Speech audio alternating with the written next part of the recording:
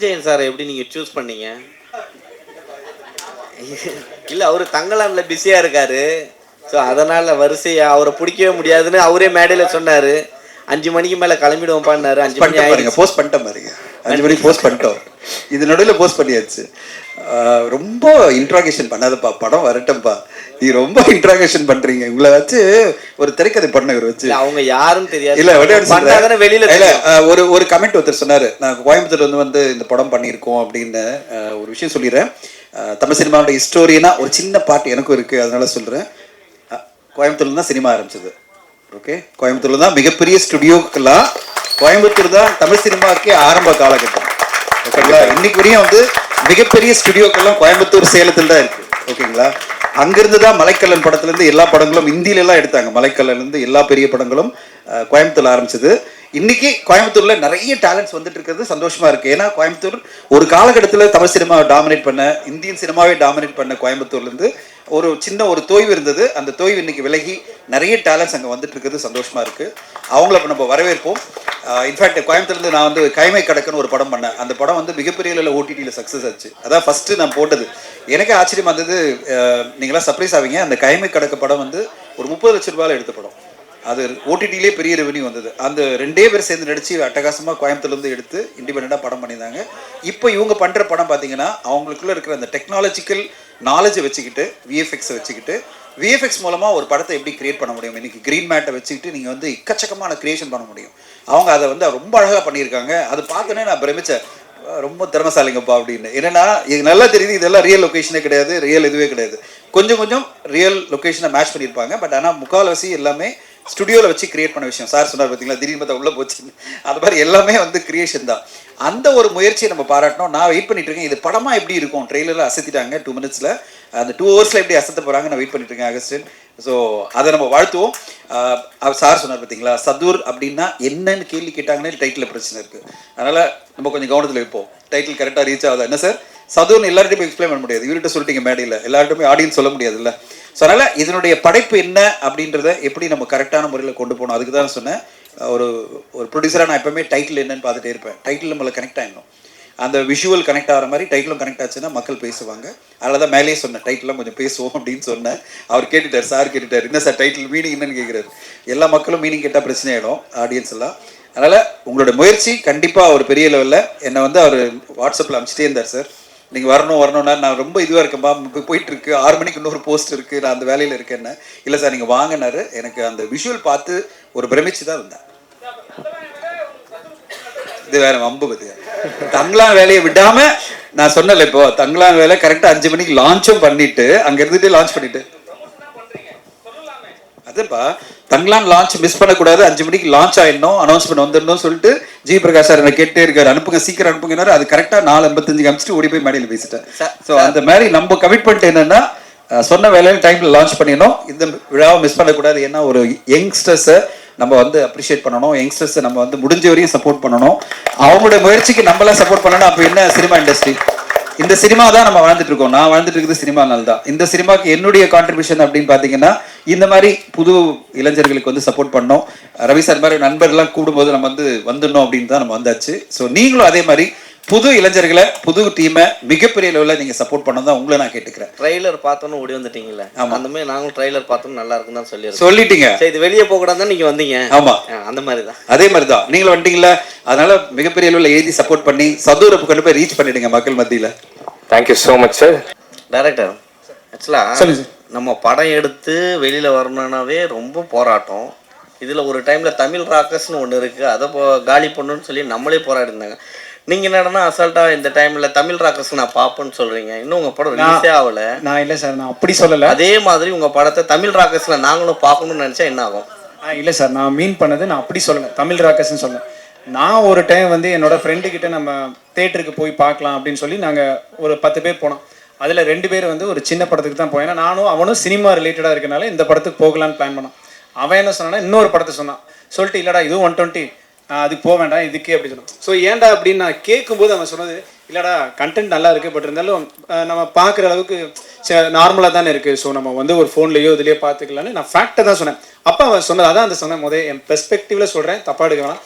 அவன் சொன்னனால சரி ஓகே நான் அது ஒரு ஹிண்ட்டாக எடுத்துட்டேன். நம்ம நாளைக்கு படம் பண்ணும்போது கொஞ்சம் ஆடியன்ஸும் தேட்டருக்கு வரணும்னு நினைக்கிறோம். நான் ஒரு விஷயத்த பண்ணிட்டு நீங்கள் தேட்டருக்கு வந்து பாருங்க அப்படின்றத விட அவங்களுக்கு என்ன பிடிக்கும்னு தெரிஞ்சு அது ரிலேட்டடாக பண்ணி அவங்கள சாட்டிஸ்ஃபை பண்ணனுக்கு தான் அந்த எக்ஸாம்பிள் சொன்னே தவிர்த்து தமிழ் ராக்கர்ஸ் பார்க்குறேன் அப்படிலாம் நான் சொல்லவே இல்லை சார்.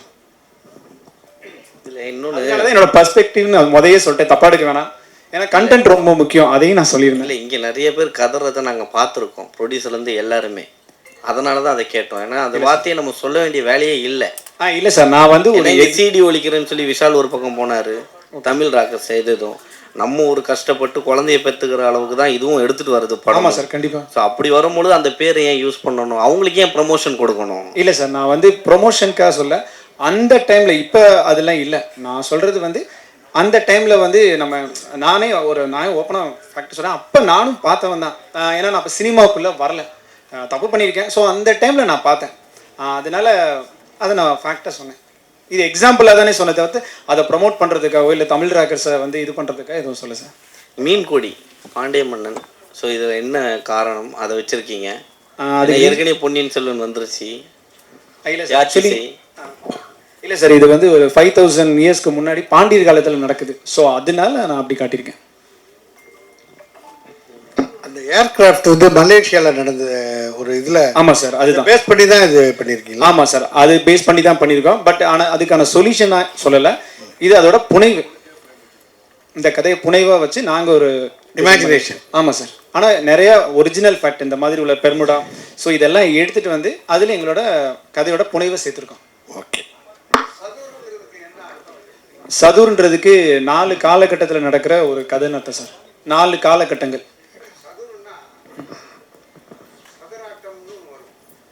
ஆமாம் சார், சதுராட்டம், சதுரமுறை. இல்லை, இதுக்கான மீனிங் வந்து 4 காலகட்டத்தில் நடக்கிறது. ரொம்ப சந்தோஷமா இருக்கு இந்த நிகழ்வில் கலந்துக்கிறதுக்கு. ஜீவரவி சார், சந்தோஷம். நீங்கள் என்னை ரொம்ப பில்டப் பண்ணிட்டீங்க, ரொம்ப அவ்வளோதான் வருது இல்லை. பட் டெஃபினட்டாக சந்தோஷமா இருக்கு இந்த மாதிரி நம்மளை ரிசீவ் பண்ணும்போது. ஊடக நண்பர்கள் அனைவருக்கும் இனிய மாலை வணக்கம். இந்த ஃபங்க்ஷன் வந்து இன்னைக்கு 5 மணிக்கு தங்கலான் ஃபர்ஸ்ட் சிங்கிள் ரிலீஸ் ஆகுதுன்னு பயங்கர டென்ஷன் போயிட்டு இருக்கும்போது நான் வந்து இல்லைப்பா விட்டுரு அப்படின்னு அமர்கிட்ட சொல்லிட்டே இருந்தேன். அமர் வந்து தொடர்ந்து மெசேஜ் பண்ணிட்டே இருந்தார், சார் நீங்கள் ட்ரெய்லர் ஆஃபீஸில் பாருங்கள், உங்களுக்கு பிடிச்சிருந்தா விழாவில் கலந்துங்க அப்படின்னாரு. இல்லை, எனக்கு 5 மணிக்கு ஒரு ஈவெண்ட் இருக்குது, 6 மணிக்கு ஒன்று இருக்குது, ரொம்ப ஹெக்டிக்காக இருக்குது, நான் வரது கஷ்டம் அப்படின்னு சொல்லிட்டே இருந்தேன். அப்புறம் அவருடைய இந்த பெர்சிஸ்டன்ஸில் நான் என்ன சொன்னேன், சரி ஒரு ட்ரெய்லர் நீங்கள் விமியோ லிங்க் அனுப்புங்க, நான் பார்க்குறேன் அப்படின்னு சொன்னேன். பார்த்துட்டு ஒருவேளை முடிஞ்சால் நான் வந்து கலந்துக்கிறேன் அப்படின்னேன். பிலீவ் மீ ஃப்ரெண்ட்ஸ், நீங்கள்லாம் பார்த்தீங்கல்ல, நான் வந்து லேப்டாப்பில் ஓப்பன் பண்ணி அந்த ட்ரெய்லர் பார்த்தோன்னே நான் அசந்துட்டேன். என்னடா இது, ஏதோ ஒரு சின்ன படம், ஏதோ ஒரு இது பண்ணுறான்னு நினச்சா இவ்வளோ மேஜிக்கலாக நிறைய விஷயங்கள், ஹிஸ்டாரிக்கல் விஷயங்கள், கான்டெம்பரரி விஷயங்கள், இப்படி பல விஷயங்களை ஒருங்கிணைச்சு ஒரு அருமையான ஒரு ட்ரெய்லரை, ஒரு பட்ஜெட் கன்ஸ்டன்ஸ் இருக்கிற படம். ஏன்னா புது ஆர்டிஸ்ட் வச்சு ஒரு படம் பண்ணும்போது, புது இயக்குனர், புது ஆர்டிஸ்ட் வரும்போது, மணிகண்டன் சார் உண்மையிலே உங்களை வாழ்த்தணும். இவ்வளோ பெரிய நம்பிக்கை வச்சு ஒரு படம் எடுக்கிறது, ஒரு புது டீமை வச்சு இவ்வளோ பெரிய பட்ஜெட் நீங்கள் எடுக்கிறீங்கன்னா, இந்த வருஷம் 2023 வந்த படங்களை பார்த்தீங்கன்னா இந்த மாதிரி ஒரு அம்பிஷியஸான ஒரு படமாக பல பேராலும் பாராட்டப்பட்டு விகடனால் அவார்டு கொடுக்கப்பட்ட படம்னா அது யாத்திசை. அந்த மாதிரி ஒரு யாத்திசை மாதிரி இந்த படமும் வந்து 2024க்கு ஒரு சிறந்த படக்குழு, புது படக்குழுவா சதுர் படக்குழு வருன்றது நம்பிக்கை எனக்கு இருக்குது. அந்தளவு வந்து அருமையான விஷுவல்ஸ், அருமையான ஒரு மேக்கிங். அந்த ஹிஸ்டாரிக்கல் போர்ஷன் 12 நிமிஷத்துல கொஞ்சம் 20 நிமிஷம் பண்ண முடியுமா அகஸ்டின் பிரபு? பண்ணிங்கன்னா இன்னும் கொஞ்சம் பெட்டராக இருக்கும். தெரியல, அதில் கதையில் ஸ்கோப் இருக்கான்னு தெரியல. பட் ஆனால் இன்னும் கொஞ்சம் லெங்க் பண்ணிங்கன்னா அந்த ஹிஸ்டாரிக்கல் போர்ஷனே ஒரு யூஎஸ்பியா, அதாவது unique selling proposition of your ஃபிலிமை மாறலாம். அது மூலமாக அவங்க படத்துக்கு வேல்யூ இன்னும் அதிகமாக கூடலாம். எல்லாமே எங்கள் ஆக்டர்ஸ் பார்த்தீங்கன்னா அமர் ரமேஷ், அஜித் விக்னேஷ், தாமோதரன் எல்லாருமே பார்க்கும்போதே சந்தோஷமாக இருக்குது. ஜீவரவி சாரனுடைய அந்த ரோல் அவரை ரொம்ப பிடிக்கும் எனக்கு. நான் வந்து ஒரு 10 வருஷம் முன்னாடி அந்த மாதிரி வரணும்னு நினச்சேன். ஜீவரவி சார் மாதிரி ஒரு கேரக்டர் ஆர்டிஸ்ட் நிறைய படம் பண்ணலாம்னு நினச்சேன். ஆனால் அதுக்கு ஸ்கோப்பே கிடைக்கல. ஏன்னா நம்ம பாட்டு படங்களில் பிஸியாக இருந்துட்டோம். நிறைய பிரச்சனைகள், ஒரு படத்தை ரிலீஸ் பண்ணுறதுக்குள்ள நம்மளுக்கு ஒரு வழியாயிடும். அந்த படம் டிஸ்ட்ரிபியூஷன், மார்க்கெட்டிங், ப்ரொமோஷன் இதிலே பிஸியாக இருக்கும்போது ஆக்டிங் அப்படின்றது ஒரு பெரிய டெடிகேஷன். போய் உட்காந்தா ஃபுல் டே அங்கே உட்கார வச்சிருவாங்க, ஒரு நாள் ஃபுல்லாக 2 ஷாட் தான் எடுப்பாங்க. நம்ம அவ்வளோ பிஸியான ஷெட்யூலில் போய் ஆக்டிங் பண்ண முடியாதுன்னு நினச்சி நான் ஒதுங்கிட்டேன் அதுலேருந்து. அதனால் நிறைய படம் என்னை கூப்பிட்டுருந்தாலும் நான் நடிக்கவே போக முடியல. ஆனால் எனக்கு ஜீவரவி சார் அப்படி ஒரு கார்பரேட் ஸ்டைலில் ரொம்ப அழகாக எல்லா படத்துலையுமே வந்து ரொம்ப அழகாக பண்ணுவார். அவர் பார்க்கும்போதே சந்தோஷமாக இருந்தது. சரி, நம்ம நடிக்க நினச்சோம், முடியல, அவர் நல்லா பண்ணுறாரு அப்படின்னு சந்தோஷப்பட்டுக்கலாம். அண்ட் மணிகண்டன் அவர்களுக்கு வாழ்த்துக்கள். அண்ட் அகஸ்டின் பிரபு, உங்களுடைய இந்த புது முயற்சி ரொம்ப புதுமையாக இருக்குது. கண்டிப்பாக மக்களுக்கு பிடிக்குன்னு நினைக்கிறேன். ஆனால் என்னுடைய ஒரே ஒரு ரிக்வெஸ்ட் உங்களுக்கு என்னென்னா, திடீர்னு ஒரு ப்ரெஸ் மீட் வச்சுட்டு ஒரு ப்ரெஸ்ஸில் வந்து ஒரு ட்ரெய்லர் மட்டும் போட்டுட்டு நீங்கள் வந்து படத்தை ரிலீஸ் பண்ணி கொண்டு வந்தீங்கன்னா அந்தளவு நம்மளால் எதிர்பார்ப்பை உருவாக்க முடியாது. இன்னும் நிறைய ஒர்க் பண்ண வேண்டியிருக்கு. இந்த படத்தை ஊடக நண்பர்கள் நம்மளுக்கு எவ்வளோ சப்போர்ட் பண்ணாலும் இன்னும் மக்கள் மத்தியில் கொண்டு செல்றதுக்கு டைம் இருக்குது. அதை நீங்கள் ஒரு 30 to 60 days, 30 to 60 நாட்கள் நிறைய மெனக்கிடணும். இந்த படத்தினுடைய கான்செப்டை மக்கள் மத்தியில் கொண்டு செல்லணும். மக்கள் இந்த மாதிரி ஒரு படத்தை திரையரங்கில் வந்து பார்க்கறதுக்கு ரெடி ஆகணும். நீங்கள் எதுவுமே ரெடி ஆகாமல் படத்தை வெளியிட்டீங்கன்னா அதான் நடந்துட்டு இருக்கு நிறைய சிறு பட்ஜெட் படங்களுக்கு. இன்னைக்கு பார்த்தீங்கன்னா எக்கச்சக்கமான சிறு பட்ஜெட் படங்கள் வந்து மக்கள் திரையரங்குக்கு வராமல் அவங்க வந்து பெரிய படம்னா நான் திரையரங்கில் பார்க்குறேன், அதாவது ஒரு லைன், பெரிய படம்னா பெரிய ஸ்க்ரீனில் பார்க்குறேன், சிறிய படம்னா சிறிய ஸ்க்ரீனில் பார்க்குறேன், அதாவது லேப்டாப் இல்லை மொபைலில் பார்க்குறேன்ற ஒரு மனநிலை, டிவியில் பார்த்துக்கிறேன்ற ஒரு மனநிலை ஆடியன்ஸ் மத்தியில் நிறைய வந்துடுச்சு. அது வந்து எந்த அளவு பாதிக்குதுன்னா, ஒரு காலகட்டத்தில் சிறு பட்ஜெட் படங்களுக்கு நான் கிட்டத்தட்ட 20 வருஷமாக இப்போ சினிமா இண்டஸ்ட்ரியில் இருக்கேன் ப்ரொடக்ஷனில். நான் வந்து சிறு பட்ஜெட் படங்களே 5 கோடியிலேருந்து 20 கோடி ஷேர் பண்ணதெல்லாம் பார்த்துருக்கேன். இப்போ எந்த அளவு மோசமான ஒரு நிலைமை அப்படின்னு பார்த்தீங்கன்னா, சிறு பட்ஜெட் படங்களுக்கு 10 லட்சத்துலேருந்து 50 லட்சம் கிடைச்சா பெரிய வெற்றின்ற மாதிரி ஆயிடுச்சு. சில படங்கள் தான் 1 கோடி ரூபாய் ஷேர் அப்படின்னு. அவ்வளோ தொலைவு வந்து டோட்டலாக டிக்ளைன் ஆயிருக்கு. ஏன்னா திரையரங்கு ஆடியன்ஸ் வந்து சிறு பட்ஜெட் படங்களுக்கு வரமாட்டேன்றாங்க. அவங்கள வரவழைக்கணும் அப்படின்னா இந்த கிராண்ட் விஷுவலோட நீங்கள் கிராண்டான மார்க்கெட்டிங் பிளான் பண்ணி ஆகணும். மக்கள் மத்தியில் இது ஏன் இந்த படத்தை திரையரங்களை பார்த்து நீங்கள் என்ஜாய் பண்ணணும் அப்படின்ற ஒரு எதிர்பார்ப்பையும் அந்த ஒரு என்ன சொல்கிறது ஒரு ஆர்வத்தையும் உருவாக்குனா தான் திரையரங்கு மக்கள் வருவாங்க. அதை நீங்கள் பண்ணுவீங்கன்னு எதிர்பார்க்குற மணிகண்டன். என் சைட்லேருந்து ரவி சார் சொன்ன மாதிரி நிறைய படங்களுக்கு என்னால் முடிஞ்ச ஒரு சப்போர்ட்டாக ஓடிடியில் அந்த படங்களை கொண்டு வந்துட்டு இருக்கேன். இப்போ சமீபத்தில் பார்த்தீங்கன்னா ஒரு நொடி அப்படின்ற படம் மிக பிரமாதமாக பெரிய லெவலில் ரீச் ஆச்சு. இன்ஃபேக்ட் வந்து ஓடிடியில் ட்ரெண்டிங்லேயே ஒரு 3 வாரம் இருந்து பெரிய லெவலில் ஒரு வருமானத்தை கொண்டு வந்து கொடுத்தது. இப்போ ஹிட்லிஸ்ட் படம் போயிட்டு இருக்கு. அதுக்கு முன்னாடி ஹாட்ஸ்பாட் படம், எறும்பு, மதிமாறன் அப்படின்னு வரிசையாக படங்களை பண்ணிகிட்டே இருக்கும். நாளைக்கும் ஒரு படம் ப்ரீமியர் ஆகுது. என்னால் முடிஞ்ச வரையும் நிறைய திரைப்படங்களுக்கு சப்போர்ட் பண்ணி அந்த படங்களை ஓடிடியில் கொண்டு வரணும் ட்ரை பண்ணுறேன். ஆனால் அதுக்கு லிமிடேஷன்ஸ் இருக்குது. ஏன்னா என்ன மாதிரி இன்னும் 6 பேர் இருக்காங்க, அவங்களும் படங்களை ட்ரை பண்ணுறாங்க, அவங்களும் கொண்டு வர நினைக்கிறாங்க. அதனால் அவ்வளோ ஈஸியாக ஓடிடியில் கொண்டு வந்துட முடியாது. அந்த ரெவென்யூ கொண்டு வரதும் பெரிய சேலஞ்ச். ஏன்னா வாரம் படங்கள் இன்னைக்கு வந்து ரெவென்யூ ஷேர்லேயே 2 படம் வர ஆரம்பிக்குது. ஆடியன்ஸை வந்து எப்படி திரையரங்களை கொண்டு வந்து பார்க்கறதுக்கு கஷ்டப்படுறோமோ அதே மாதிரி இன்னைக்கு ஓடிடியில் பார்க்கறதுக்கும் கஷ்டமாக இருக்குது. அவ்வளோ படங்கள் எல்லாருமே ரெவென்யூ ஷேர்லேயே கொடுக்க வந்துட்டாங்க. ஸோ இந்த காலகட்டத்தில் நம்ம திரைப்படங்களை மக்கள் மத்தியில் கொண்டு சென்று திரையரங்கு வரவழைக்கணும். எப்படியாவது திரையரங்கில் பெரிய ரெவென்யூ எடுக்கணும். அதுக்காக எல்லோருமே உழைக்கணும். ஊடக நண்பர்களுக்கு உங்க கூட இருப்பாங்க. ஒரு நல்ல படைப்பாக இருக்குது. இந்த படைப்பை வந்து மக்கள் மத்தியில் கொண்டு செல்றதுக்கு இங்கே இருக்கும் அனைத்து ஊடக நண்பர்களுக்கும் சப்போர்ட்டாக இருப்பீங்க நான் நம்பிக்கையோடு எதிர்பார்த்துருக்கேன். என்னால் முடிஞ்ச சப்போர்ட் மிஸ்டர் மணிகண்டன் என்ன வேணும்னாலும் டிஜிட்டல்லையும் மார்க்கெட்டிங்லையும் நான் அவைலபிளாக இருக்கேன். And I will be able to support you. ஒன்று படம் காமிங்க சீக்கிரமாக. நம்ம வந்து என்ன பண்ணலான்னு பார்க்கலாம். ஏன்னா டைட்டிலேருந்தே எந்த அளவு அட்ராக்ஷனாக என்னென்ன விஷயங்கள் பண்ண முடியும்னு பாருங்கள். ஏன்னா நண்பர்கள் இவங்க இருக்கிறவங்க நம்மளுக்கு சப்போர்ட் பண்ணுவாங்க. ஆனால் ஆடியன்ஸ் அந்த மாதிரி இருக்க மாட்டாங்க. அவங்க இன்னும் அட்ராக்ட் பண்ணி அவங்கள கொண்டு வரதுக்கு என்ன மாதிரி முயற்சிகள் நம்ம ஒருங்கிணைஞ்சு எடுக்கலான்னு பார்க்கலாம். இந்த நேரத்தில் அமருக்கு என்னுடைய வாழ்த்துக்கள். விடாப்பிடியாக இருந்து நீங்கள் வரணும்னு ஆசைப்பட்டு என்னை வரவழைச்சதுக்கு நன்றி. ஏன்னா எனக்கு ட்ரெய்லரை பார்த்தோன்னே வேந்து போய் தான் நான் வந்தேன். ஆக்சுவலி நான் வந்து ஆஃபீஸில் சொன்னேன், இல்லைங்க அந்த புது டீமுடைய முயற்சி நான் அப்ரிஷியேட் பண்ணணும், போய் அவங்களோட இருக்கணும். ஏன்னா இந்த மாதிரி புதுப்பட குழுக்கள்லாம் ஜெயிச்சாதான் சினிமா நல்லாயிருக்கும். ஏன்னா எல்லா ஒர்க்கும் நீங்கள் வந்து மொபைலே பார்த்துக்கிறேன்னு. சாரி, உங்கள் முன்னாடி நான் மொபைலில் ஒர்க் பண்ணிகிட்டே இருந்தேன். ஏன்னா 5 மணிக்கு போஸ்ட் ரெடி ஆகிட்டு இருக்கு, அதுக்கு நான் அப்ரூவல் கொடுக்கணும். ஸோ அதனால தான் கொஞ்சம் பிஸியாக உட்காந்து ஒர்க் பண்ணிகிட்டே இருந்தேன். ஸோ ஏன் வந்தேன்னா உங்களுடைய அந்த முயற்சி மக்கள் மத்தியில் போய் சேரணும். அதுக்கு என்னால் முடிஞ்ச 1% உதவியாக இருக்கணும் தான் நான் வந்தேன். ஸோ மிக்க நன்றி என்னை அழைத்ததுக்கு. அண்ட் இந்த படத்துக்கு ஊடக நண்பர்கள் சப்போர்ட் பண்ணி கொடுக்கணும்னு கேட்டுக்கிறேன். உங்களோட முயற்சி பெரிய வெற்றி அடையணும். அதுக்கு என்னால் முடிஞ்ச எல்லா உதவிகளும் கண்டிப்பாக நான் செய்வேன் இந்த நேரத்தில் உறுதியாக சொல்கிறேன். Thank you so much. ஸோ இது பிரம்மாண்டம். கோயம்புத்தூரில் கிளஸ்டர் ஸ்டுடியோஸில் சாதாரணமாக எடுத்த படம் தான் நான் நினச்சேன். இப்போ டப் பண்ணும் போது தான் தெரிஞ்சது இது வேறு லெவல் படம். இப்போ ட்ரெய்லரே இப்போ நான் தான் பார்க்குறேன். ரொம்ப பிரமாதமாக இருக்கும். உங்கள் எல்லாருக்கும் பிடிச்சிருந்துச்சு ட்ரெய்லர்? சந்தோஷம். அண்ட் ப்ரொடியூசர் மணிகண்டன் சார், இந்த மாதிரி படங்கள் பண்ண முன் வர்றதுக்கு ப்ரொடியூசர் நம்மளுக்கு தேவை. அதனால் மணிகண்டன் சாருக்கு ஒரு நன்றி சொல்லிக்கிறேன். மொத்த க்ரூ எல்லாருக்கும் என்னுடைய வாழ்த்துக்கள். God bless. அண்ட் அமர் லீடில் பண்ணுறாரு. ஸோ ஹீரோயின், நம்ம நண்பர்கள், பசங்க எல்லாமே யங்ஸ்டர்ஸ். பட் நாளைக்கு அவங்க பெரிய பேராக அந்த சினிமாவில் அவங்க இருப்பாங்க கண்டிப்பாக, அது உறுதியாக சொல்கிறேன்.